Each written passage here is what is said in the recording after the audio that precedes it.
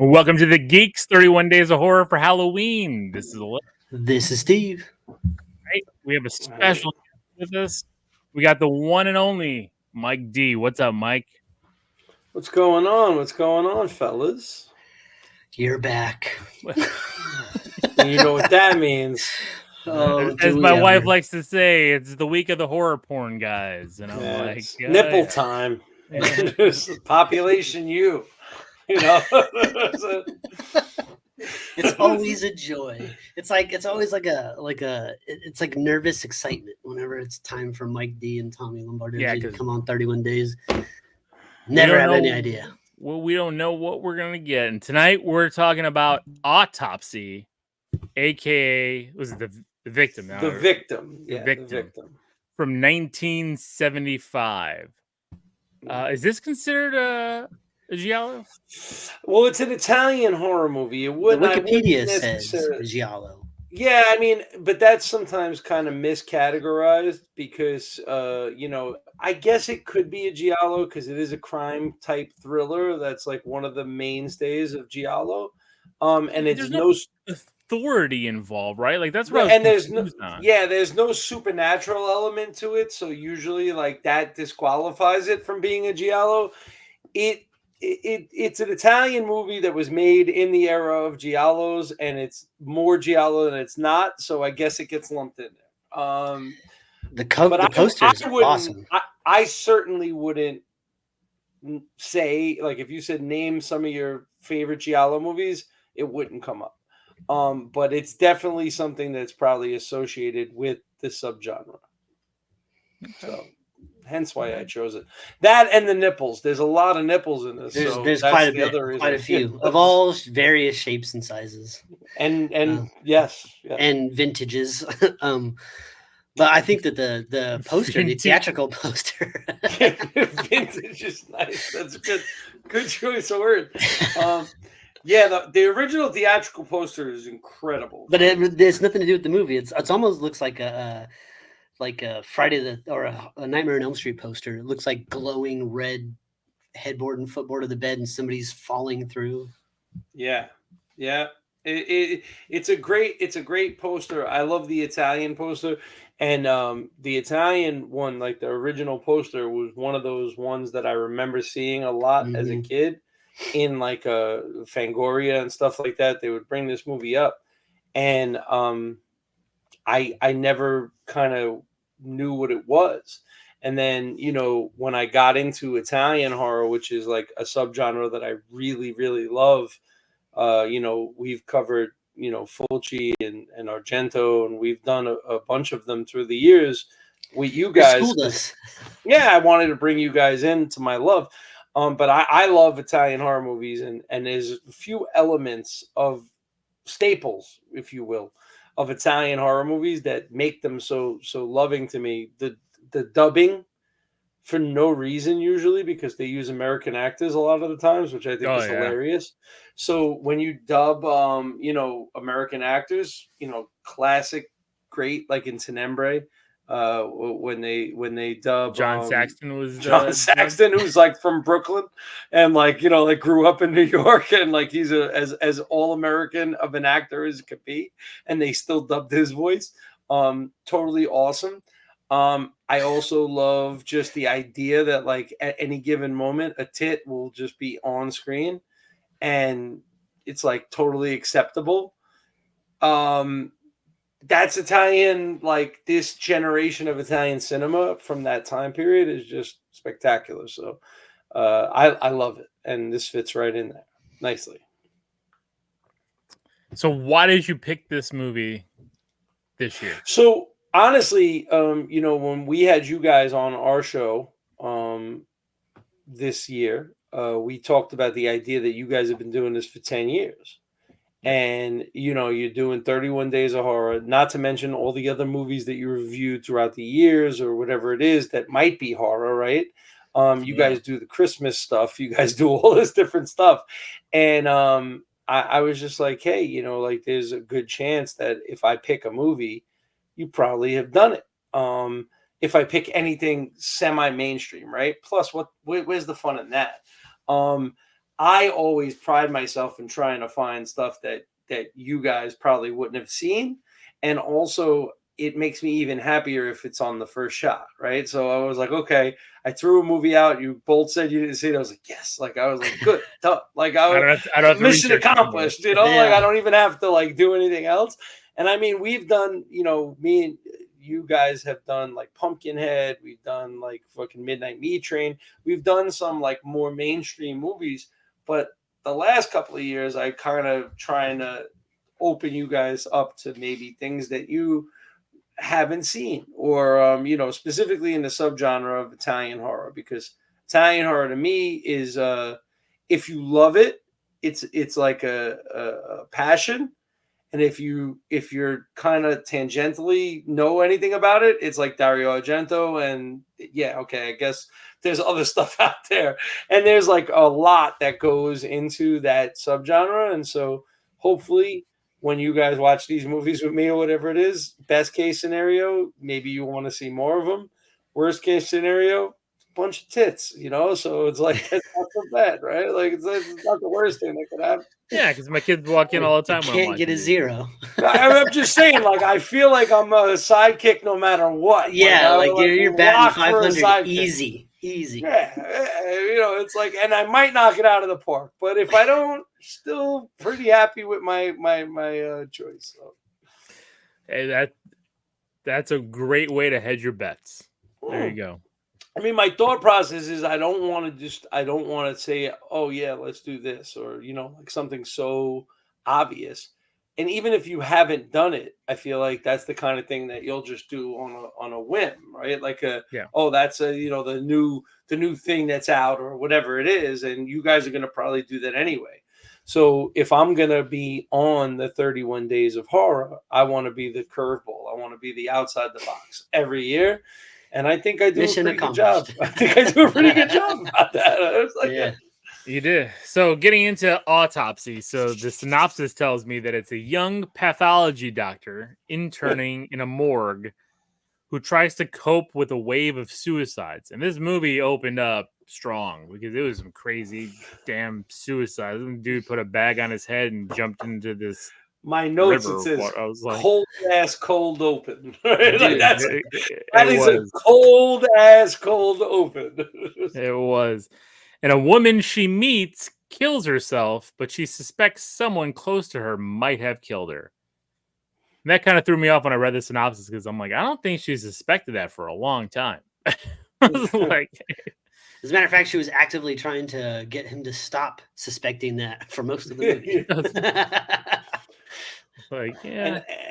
And that's certainly an element of Italian horror where you're like, am I watching the movie that they described to me? Like, it's like, when you watch these movies, a lot of the times you're like, this doesn't make sense. And then at the end, you're like, kind of makes sense. Still doesn't make sense, but it makes sense, you know?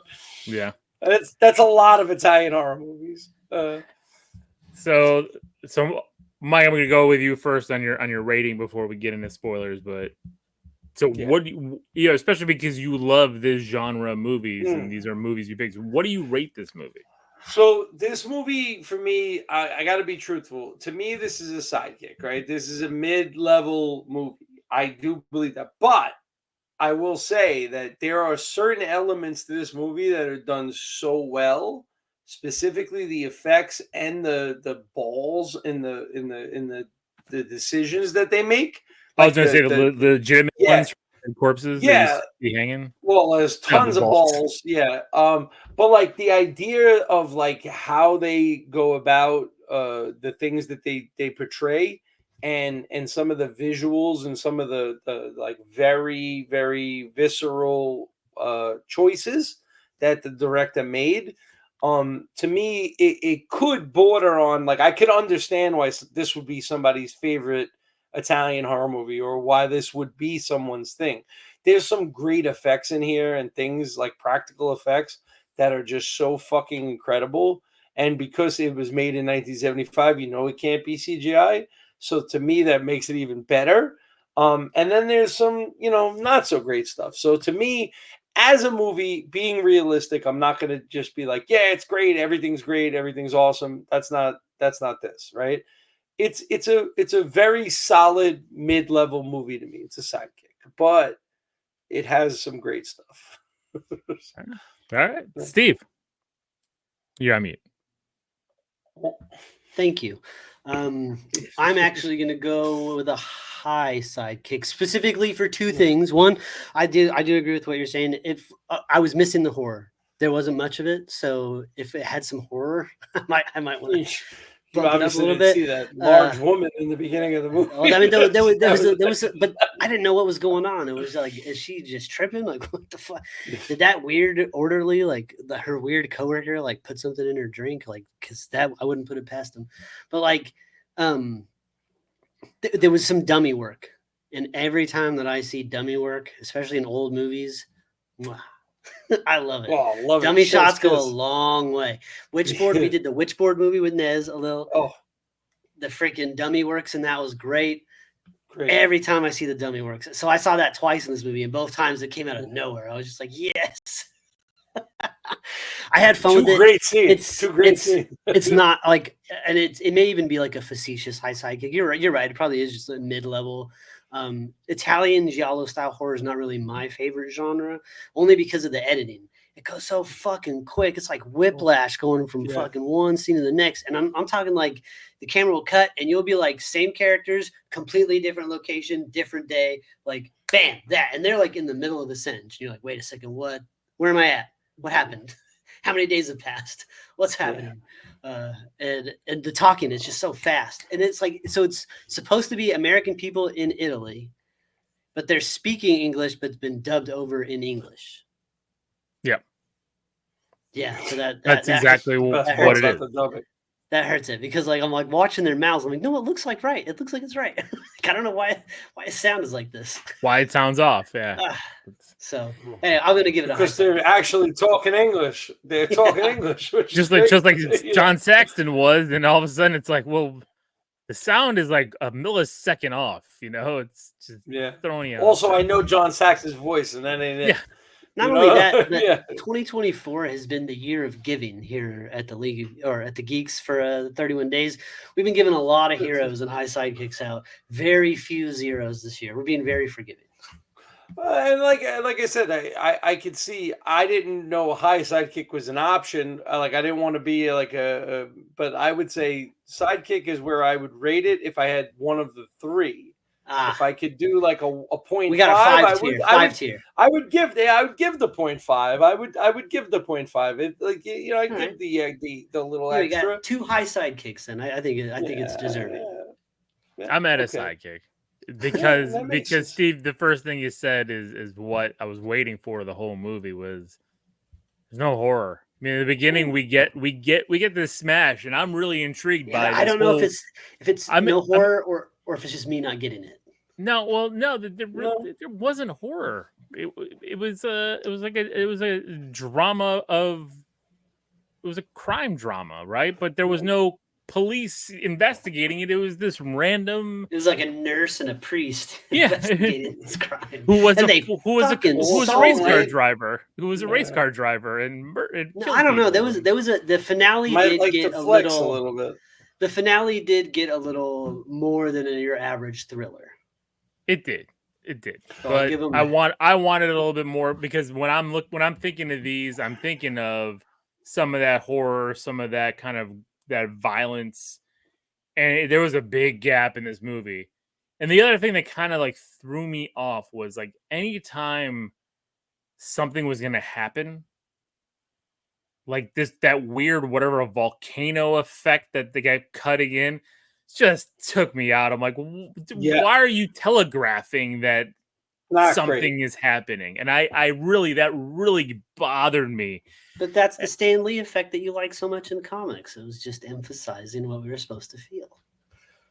It was different on page versus on screen. It's two different mediums of story. That's a callback. You have to listen to Mike's show to understand. You do. You have to listen to Jack Kirby podcast. Stan did it, so then he's okay with it. But it's like I'm not. I'm still saying it's not. And hey, stop your Stan hate. When Armando Crispino does it, it's not okay. It's all right.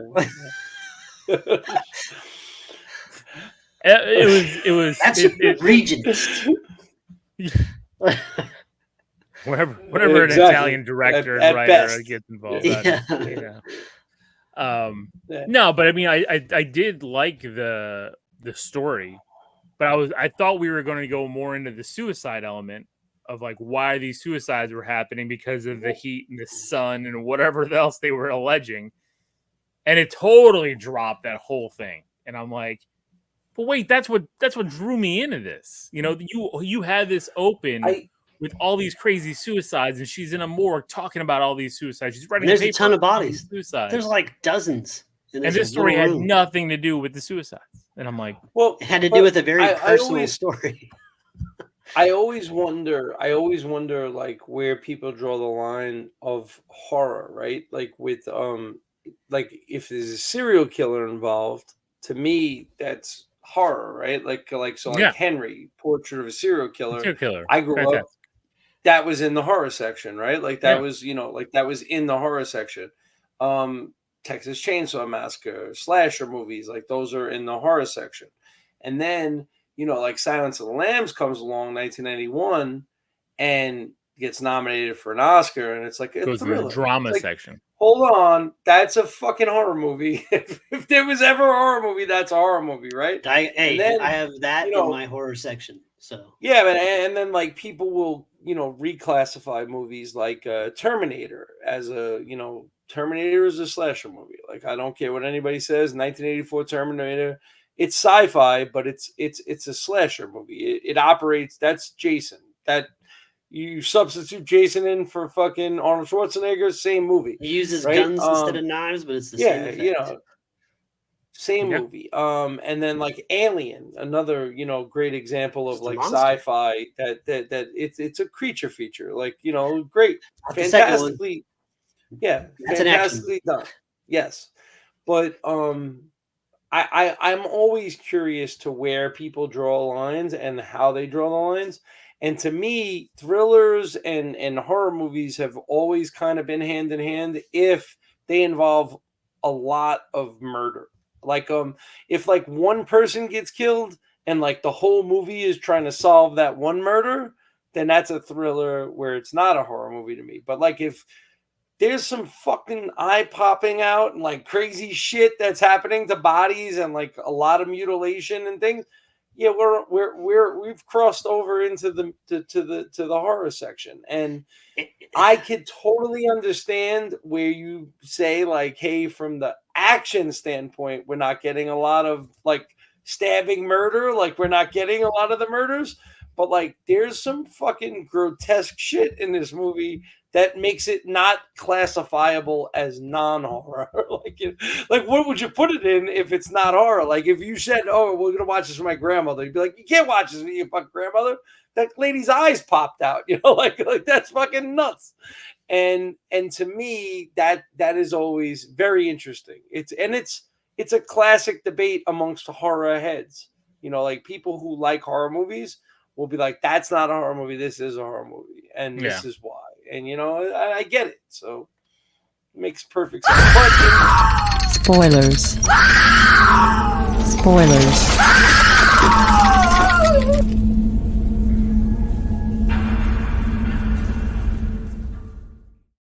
I cut Steve off with that all the time, and Sean. So Sean, I was going to say in Tubi, it's classified as a horror movie. It's horror. So, yeah, no, it is. Mike, I'm fine with it. You know what? Sean picked Beetlejuice. All right. So where the horror lines get blurred is for some people, you never know. And Sean, I hope you're listening to this because that was a shot fired. Well, that's definitely. But I mean, Beetlejuice is a horror movie. Beetlejuice to me is a horror movie. Like, I mean, I think it's fucking be. They're dead. They're fucking ghosts. There's fucking mutilated bodies. It's just I think like for me, it's a kids movie. Yeah, it just feels. But I mean, I guess it's a kids horror movie, but it's still a horror movie. I'm getting to the point now where like I'm feeling Gina like Davis for all that stuff. The fucking when they're hanging in the closet and the fucking the head cut off, and like my daughter running around the house like knowing who Miss Argentina is pretty fucking fantastic. Like at 3 years old, that's spectacular, like, But I mean, at the same time, like there's a decapitated body and a fucking a guy with a shrunken head, and like that's a horror. It's not maybe slasher, maniac. Yeah, well, I mean, there's so many 13th, different but subgenres. it's horror. Yeah, so many different subgenres. Comedy, horror. Then you got the entry level comedies. Exactly. Gateway horror. So yeah, just a lot of that stuff. I think this fits the bill. Again, although the big opening was great. Oof. But I'm telling you, man, it's the dummy shots. So are we in it now? Are we doing with we're spoilers now. All right. I don't know. I know you normally you guys will kind of do the thing, and I just want to make sure we could say. I don't want to say what you want now. We did a little alert thing. So now we're just kind of going all over the place. Like I think that the priest coming in was like such a weird. It was like I didn't understand what anybody was doing. I was just like, why are you even involved in this crime scene? Who's this fucking random bushy-haired dude? Like, everyone's just converging on this lady. She's seeing shit. She's driving me crazy because she's confusing the shit out of bushy-haired dude. And he's just putting up with it. But like, it's rapid fire. Then her dad's in the picture, and she's fucking around with that lady from fucking the Munsters, and all this stuff's going on. It's just like lady from the Munsters. So my first two notes of this are that's a cold open, right? Like that cold open is one of the best cold opens I ever seen. Lady cuts her fucking wrist with a razor blade. Guy puts a bag over his head, jumps in a river. Another guy lights his own car on fire. Fucking nuts, right? Like great cold open. And then the second one said, I channeled my Tommy Lombardozzi. I said, a whole bunch of floppers, titties and dicks flopping everywhere. And that whole opening scene is just balls and tits just flopping everywhere.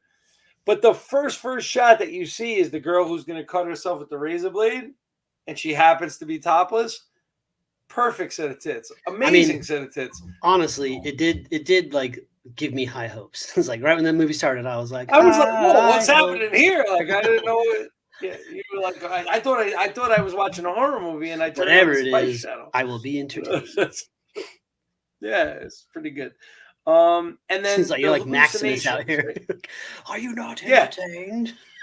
The hallucinations, like the idea, the way they use there's no special effects. It's 1975. It's like a bunch of mirrors around or something. They had like $33 to make this movie, and they're like, oh, we got to do this effect, and they do this thing where they kind of like replicate the screen to make the face seem like it's like okay. It's fucking terrible, right? But it's also effective because it's giving you this idea that when this happens, she's having one of these visions, right? The thing that I hate was the volcano thing. Like, what the fuck? Like, I get it.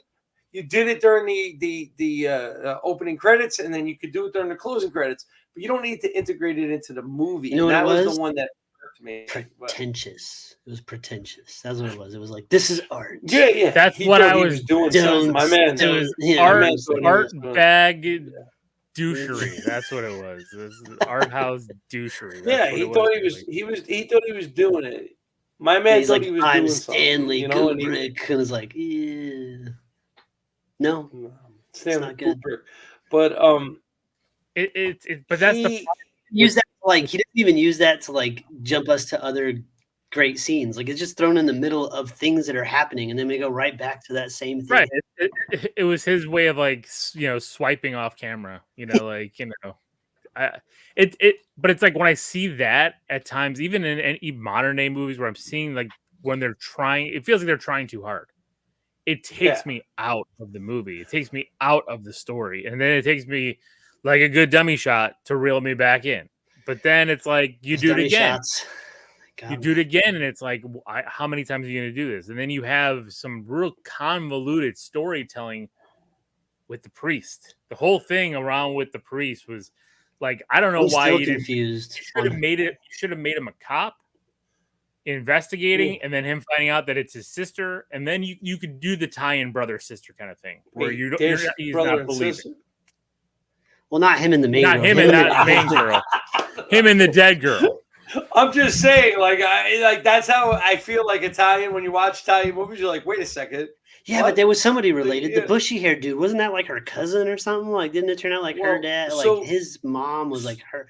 I got confused. I was like, who? Okay, somebody's related. What I'm always concerned about is like, why does it have to be so rapey? Like, you know, like when they're gonna do a rape like thing, like where they're gonna sexually assault somebody or they're gonna fucking do something against somebody's will, like, does it have to be so rapey? Like, even when they're doing that, the there's like that scene in the car and the guy, like her boyfriend drives her home and he's like he like fucking like manhandles her like so crazy. She's like, get off me, like, you know, like whatever. And it's like, I don't know if it's lost in the dubbing or if it's kind of like this thing, but it's like, why does everything have to be so rapey? Like, I get that you're trying to go for that sometimes, but like if that's your boyfriend and he just drove you home from your hospital shift, like, he's not trying to rape you. It seems more rapey than the rape scenes, which are kind of crazy later on in the movie. So I always find that to be a laughing thing for me in these Italian movies because I think the dubbing, so aggressive. if the dubbing gets lost in the physical nature of it, and then I'm like, that's not because they're words like, to describe. Yeah, she's like, stop touching me that way. Yeah, stop touching me. Voice is just like normal. Like they're not even. But like he's like grabbing her by the neck and like throwing her against the fucking, you know, and you're like, no, stay here. It's very odd. Yeah, it's very odd. It's very odd. So to me, like I wrote that down. Like I was like, everything's so open. Like at one point, like she's like laid in bed with like her shirt all open, and like her boyfriend comes to the door, and like that priest answers the door, and he's like, "What's up?" Yeah. He's like, "Oh yeah, I'm just here to like take care of her." He's like, "Came to see my sister." Yeah. Cool. Like what? Or like well, they're just like in the living room naked hugging, and I'm like, the windows are open. Like, what are you doing? Like your tits are out all over Rome. You know, like, come on, do better. No shame. You know, it was 1975, man. I wasn't alive then, so I don't know. Maybe it was a different time. Well, there's like actually one scene later where they're like at a nightclub, and the lady has like a fucking full sheer top on. Oh, the lady from the Munsters. Yeah, like, and I'm like, all her business. But I'm like, dude, like that you're wearing that to the club, like that was the shirt. Like, boy that played the dad was in that scene with her. Yo, eyes like a god. Well, didn't falter once. I was watching. I was waiting. I was like, come on, I know you're gonna look down. There's also a great scene earlier in the movie where they show the picture of him. And like she's at her desk writing, and like it's the picture of the old man with the cigarette in his mouth. It's like a black and white photo, and it's a like headshot. Yeah, but it's a head. I know, but it's like such an odd photo for her to have on her desk. But the cigarette dangling out of his mouth is like that's so fucking key. I was like, bro, that is such a great choice like a headshot. He's the kind of dad that would give her that, because the first thing he does when she sees him at the pool is like he looks up her skirt, then he gets out and he's like, yeah. Oh, I thought you were the new talent. I was about to pick you up. Like, whoa, bro. I know, like again, like and there's like an awkwardly long mouth kiss. It's like yeah. It was very weird. Italy's different, I guess. No, those Italians. They're not Italian. They're American. But when in Rome. When in Rome, exactly. I just thought that picture stood out to me so much because like it cuts to her and she's like writing at her desk, and then like in the foreground is this fucking and he's like, well, like with the fucking, it's like he's like staring like a mook right into the camera with the fucking cigarette dangling out of his mouth. And then when you see this guy, I'm like, you're like, that's definitely that fucking guy. Like, well, her work areas is ridiculous. Like it pans across the room. She's got black and white dead people photos strewn about everywhere. I'm like, you're so unorganized. What are you doing? Smoking cigarettes inside. No wonder why you're having fucking nightmares. Your house looks like a fucking morgue. Yeah, no central heat and air in there. 1975. Taking to work home with you, literally, right? Smoking inside without no fan or AC. They had that big, that stupid fucking stove like fireplace, which is like also like so badass. Like it looks like a giant pilgrim stove in the middle of their fucking living room. Yeah. But it's also like a sunken living room. Like fucking, I want that. Like I want one of those. Like that's kind of dope, but also fucking weird. We're probably all gonna die of asphyxiation. You know? Yeah, exactly. But like, is that the guy's house that you're talking about? Her boyfriend's house? Yeah, like all the cool shit in it, like the big, fucking like crazy pilgrim stove. After she like blue balls him, and then immediately smash cuts to them walking around in robes, like totally getting along. I'm like, none of this is believable. Yeah, 100%. I mean, like the whole boyfriend. The boyfriend's great. Like he's fucking a race car driver. He's fucking. I thought he was gonna die when it crashed. I was like, yeah. I thought that's where the horror was going to start. Like, oh, we're going to start getting like, she's like possessed or something, like something's following her around or something, made the car crash. No, he's just a shitty race car driver. She's causing suicides. She's doing something. That, again, I was so disappointed in all that because I was so into this, and I'm like, it's just basic for like the big. I'm Keanu Reeves in Parenthood. I'm going to bounce right back from this, and we're going to have a family relationship afterwards. No, like I want you to die in a car crash so we can have some drama here. Let's go. Exactly. But the whole time, like she's just making eyes at this priest. This priest is just third wheeling it. Like it's just all awkward. It feels like, but it does feel very CW. Like. I feel like that's the role the priest should play, though, because, like, you know, like, what is he supposed to do? Be like out here trying to slang dick? No, he's got to be the third wheel. Yeah, but like, he is awkward sex. He is trying. He's putting the eyes. He's saying the right words. He's like showing up uninvited. You know what I'm saying? Like he's doing everything but the deed. And he even goes as far as like, he even tells her as much. He's like, yeah, I can't like do stuff, but like totally like with you. But I mean, I'll think about doing stuff with you. You know, like I'm with you in you know spirit. And then he got fired from the priesthood. Kind of that was cool. Great. He gets let go, which you know, like when I was like, oh, now he can bang that chick. When they're downsizing in the priesthood, you definitely have fucking you know messed Inflation's up somewhere. Real. Yeah. We don't pay you guys, but we're gonna cut you loose. When we first get introduced to the priest, and he's like, all right, I'm gonna go with you, but I'm driving. And then he like fucking GTA speed races around her whole all of Rome and shit, like cutting people off like a dickhead. Like you're a tourist driving like this. Fucked up. So one of the things that I do love about Italian horror movies is that shooting in Italy, fucking spectacular. You're always gonna get like amazing scenery, amazing set pieces, amazing like background shit, which you can appreciate if you've seen any American low budget movie where they just shot it in the fucking woods. They rented a cabin for $38 and they said, we're going to shoot a movie. And then sometimes it turns out to be Evil Dead. And sometimes it turns out to be the fucking 17th movie that comes on a Tubi after you fall asleep. Right. And there's a bunch of those movies that exist because Airbnb has a spooky cabin and people can rent it for $200 and shoot a movie there overnight.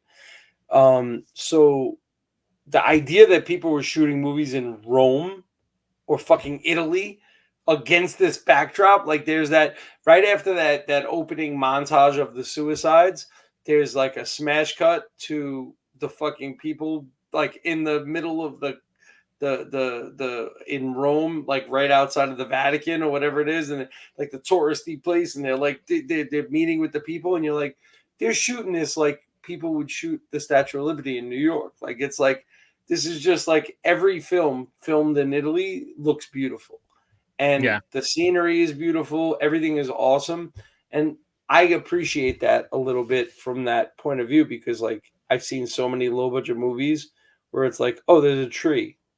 Oh, that's the same tree. There's another tree. Oh, it's the same tree. This is one fucking tree. Yeah. So, like, that's their backdrop. That's pretty cool. We'd be remiss to get much further in this review without mentioning the amazing advances in medical science they invent for this movie. Because oh my god! After our first dummy animation here, which is the dad randomly falling out of the house as a dummy and like cracking his back on this fucking curb. It was a great shot. I love that shit. And the way he like tries to sit up and he's like, oh, he falls back down. So good. But then he's like stuck and they're like, he's gonna be a vegetable. He can only move his eyes. He can't even talk, can't do anything.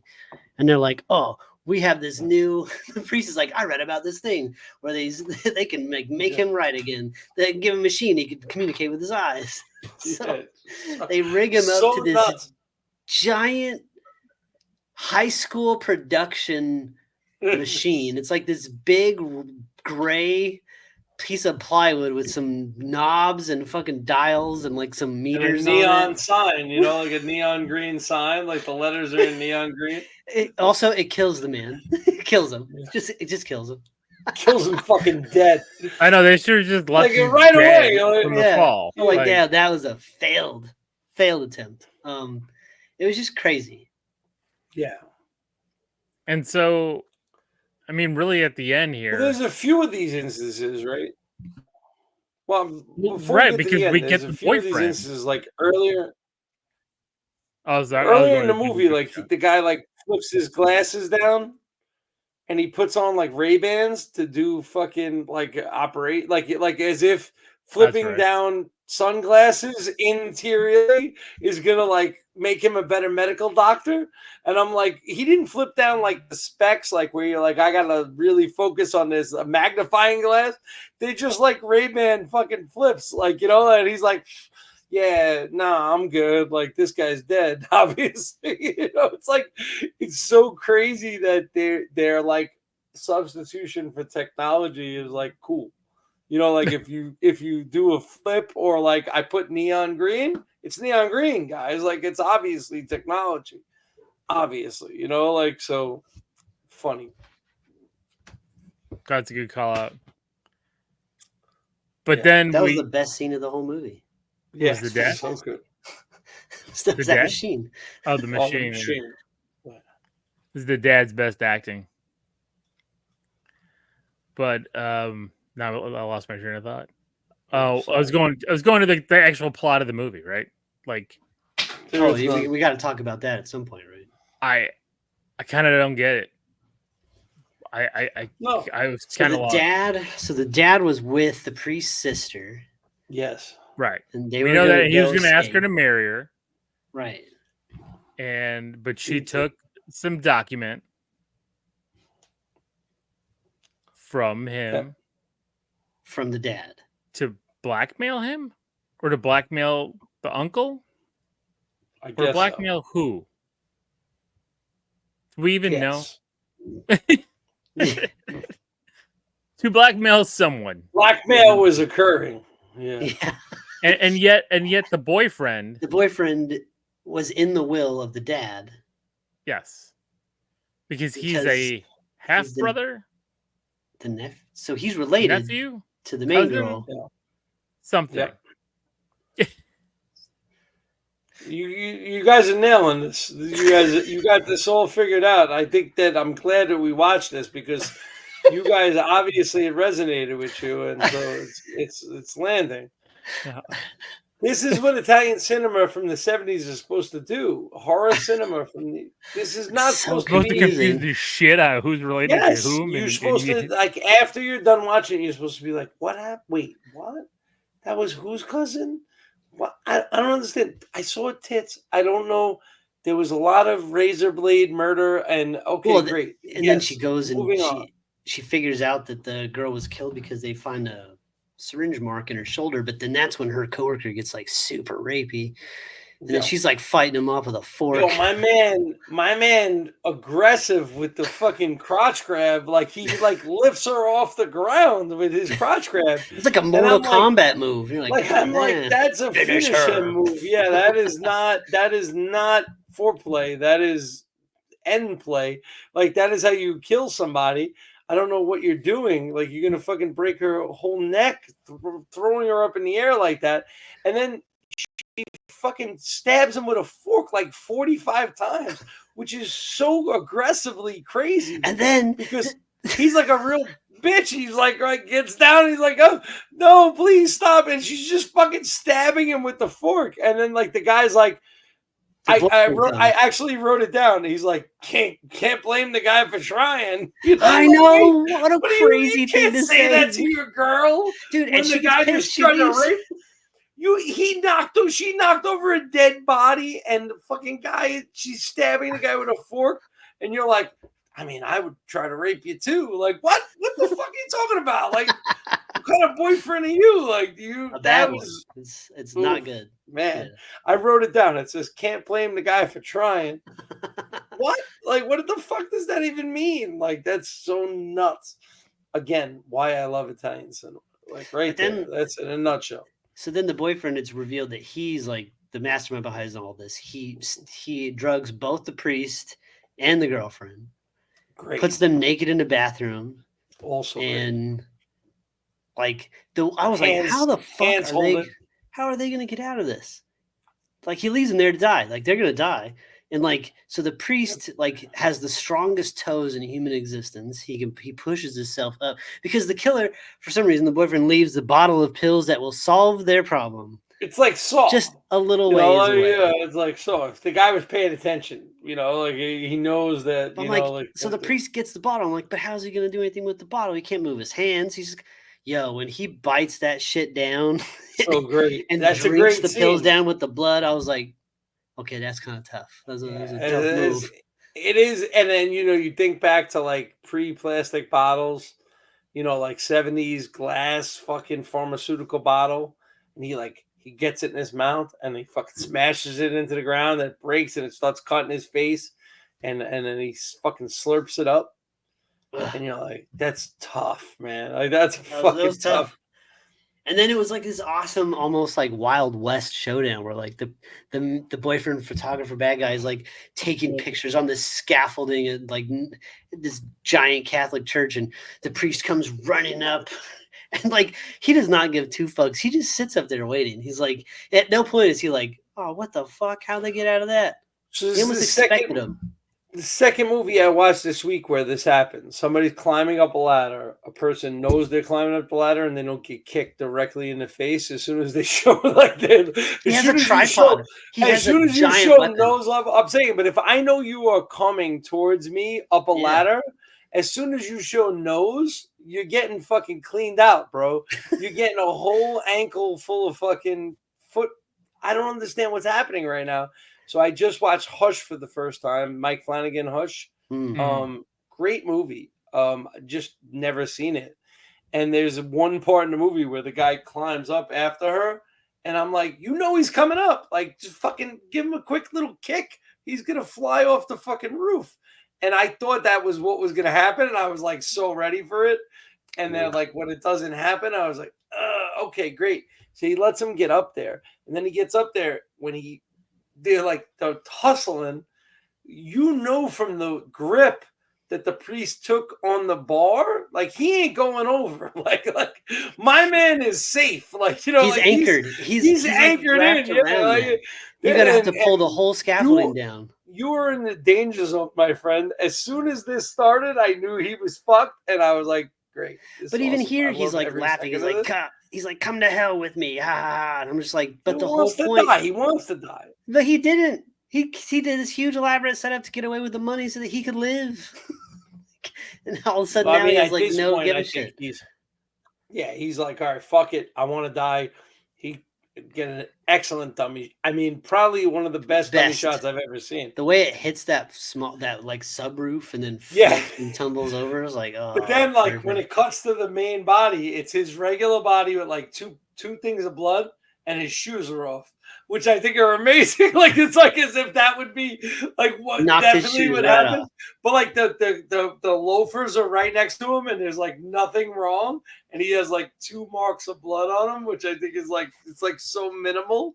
And he's like, you're like, oh, that's. But then it goes back and it's like, you can see his like brain, his head's all busted out. There's like shit all over the ground. And there's like slow motion kids running up to him and doves flying. And another shot of the goddamn volcano. And God. That's when I was like, okay. When the volcano popped up again, I'm like, you stop it. Stop it. And what I didn't mention also was the music. I like those creepy strings they used when they were trying to like emphasize some of the creepy stuff. I don't know. You guys paid attention to who did the music for this? No. You guys are the worst. It was an Italian guy. It's only a Nino Morricone. See, I don't know who that is. What? I don't. My friend. Hold on, stop. This is not an Italian horror thing. He did all the Clint Eastwood movies. He's the Okay, I'm looking now. I'm looking at this. I'm looking at the list. Okay, he is one of the greatest film musicians of all time. I guess scores. I didn't know him by name. I The apologize. Good, the Bad, and the Ugly, like all of the Clint Eastwood spaghetti westerns. Not only the Thing. Yeah, The Thing. I mean, like everybody used him because of what he did. Like they're all inspirational for like the 80s, 90s, 2000s directors. He did The Hateful Eight. Yeah, The Hateful Eight, Quentin Tarantino. Like, and Ennio Morricone is one of the greatest film musicians of all time. Yeah. Be all, end all. He's right up there. His work with Dario Argento, everybody talks about Goblin and their sound, and like that is the Argento sound. Mm-hmm. But and Ennio Morricone did a bunch of things with Argento as well. Fulci worked with everybody, worked with horror, westerns, like did everything. He became synonymous with amazing movie scores. And the fact that this is just a movie that he worked on, like as soon as I found that out, I was like, that's so amazing to me, because like he, you know, it's kind of like when you hear about people who work with other people in the industry and you're like, oh wow, like they were doing this, they were doing that, they're A-list, they're this, they're that, and then they do this thing. And like this is the kind of movie where it's kind of like, oh yeah, while I had 2 months downtime, I just did this real quick. And it's like what it fits between, if you look at the time for him, I looked it up before and I'll pull it up right now, but it's actually kind of crazy because when you look up his like filmography of what he did, let's see here. No, not his discography, but his like he you know, like working with Oliver Stone, Brian De Palma, Quentin Tarantino, Warren Beatty, like working with all these different people. And when you plot this in where it falls, like it's in between like some of the two greatest things that he ever did. And it's like, oh yeah, I just also happen to be involved in this while I was there. So I'm glad that you noticed that, because like the music is such a key element to it, right? It like was the strings that really got me. Yeah, and like it will carry a scene and it'll carry a whole movie, especially when it comes to Italian horror. You know, like that.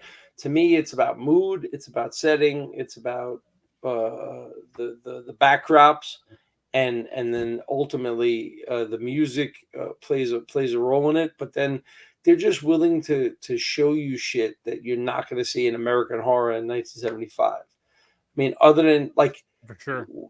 Texas Chainsaw Massacre is considered to be like the great American horror movie. Came out in 1974. There's like almost no kills on no screen. Blood. Yeah. Same thing with Halloween. Almost no kills on screen, right? Like Michael Myers only kills like 2 people in the first Halloween, and both of them are kind of like very vanilla kills. And those 2 movies are elevated to a level of like whatever. Meanwhile, they're fucking throwing people in rivers with bags over their head. They're fucking blowing cars up. They're fucking razor blading their own hands. And it's like, oh, that's the opening scene. Like that was an Italian horror movie back then. And they're simultaneously happening, right? So like what they were willing to do and show in Italy and in other countries versus what they were doing in the United States is vastly different. And then ultimately we caught right up and fucking catapulted ourselves right past that to Terrifier status, where like, you know, like I saw a great meme today where it's like, I think I downloaded the wrong Saltburn, and it's just him in Terrifier 2 just pouring the salt on that body. Yeah. You know, it's like, what a great meme. Like it's like, I think I downloaded the wrong Saltburn, and I just kind of giggled at that, and I was like, wow, like how how fast and how quick everybody was like, yeah, this is pretty great. You show great, crazy, gory shit. People are going to love it. And the Italians This movie figured definitely that out. definitely had its gory moments, very few and far between. But I think this one was more about the mood and the settings of each scene and just the overall feel you that get. eyeball scene when the girl comes in and he's like, you have to refix this girl so we could take a picture of her so we could try to identify her. When the girl shot herself, like when they thought she shot herself and they find her on the beach, that fucking eyeball stuck with me for so long. And if you ever see, there's alternate movie posters of this movie, that fucking face with the eyeball poking out is one of the alternate movie posters. So, cool poster, but that would sell you a bill of goods that you're not getting. yeah, for sure, absolutely. Yeah. Well, so what, Mike, you guys, did you enjoy? I did. Okay. I was there's so many movies that we watch in 31 days where I'm looking around, I'm playing a phone game, I'm drawing, I'm doing something else. I'm just in there watching it. But this one I was glued. You had my attention, mostly because I didn't know where the fuck we were at. I was trying to figure out where I was at most of the time. Like, okay, where are we at now? What are we doing? Who's that guy? What did they say? Are they related? What the fuck? So, it was, I was just kind of, the movie moved so fast. Yeah. So I did have a good time. It wasn't as gory and scary as some of the previous entries that you brought to the table, but brought some new stuff. And the guy doesn't speak like Donald Duck, but we try our best. So Mike, tell everybody where they can find you. Okay, so you guys, I am the co-host of @JackedKirby podcast and Instagram page. Me and my friend Tommy, who you'll be hearing on here hopefully soon if he ever records with you guys. Lazy fuck. We have a Jack Kirby centric comic book page that we've been doing for years, and we have a podcast, over 250 episodes. A lot of great stuff, a lot of cool people we've had the pleasure to talk to, including you guys numerous times. Yeah. But yeah, just check out @Jacked_Kirby. And then me personally, I have a horror page @Master Sardu's Archive, Master_Sardu_Archive. It's an Instagram page because I think horror is a very visual genre, and I feel like it needs to be documented and it needs to be historically given a context. That was the same thing that we took with Jack Kirby. We would see all these images and we didn't know where they were from, and we wanted to know where we could find them, and then how I could read these things and love the things that I love. How do I find them? So I do the same thing with horror movies @Master_Sardu_Archive.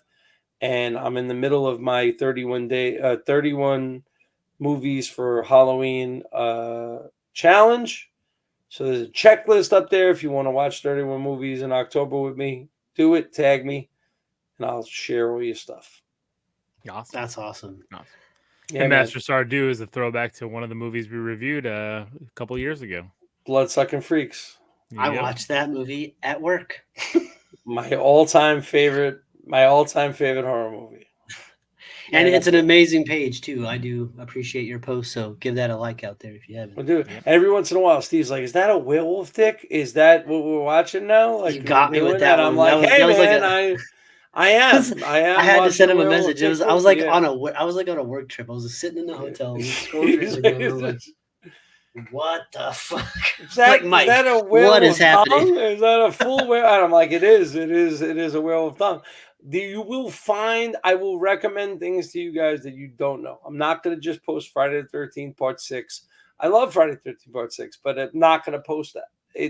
I want to share things, and I want people to go see stuff that they haven't seen. And so every year it takes me about 9-10 months, and I figure out what movie I'm going to bring to you guys. And I'm already starting to work on next year, so I'm gonna get ready. But awesome. I promise I'll bring something that you guys haven't seen and that you'll love. We can't. We're gonna have to set something up so we don't have to wait till next October. So we'll figure. So we could talk about anything, right? It doesn't have to be horror. We can figure something out. I mean, it's almost as if I was on for Jurassic Park and I didn't almost ruin everything. I almost broke we the can whole find some. podcast. We can find something to fight about if you want, Mike. We can do it. I'm in. I'm always available, and I'm always All ready. right. I'm ready Hell to yeah. argue. All right, you well, guys. Oh man, we appreciate love you, it Mike. too. We We love appreciate you. it. Oh, And that's it for tonight. This is Lil.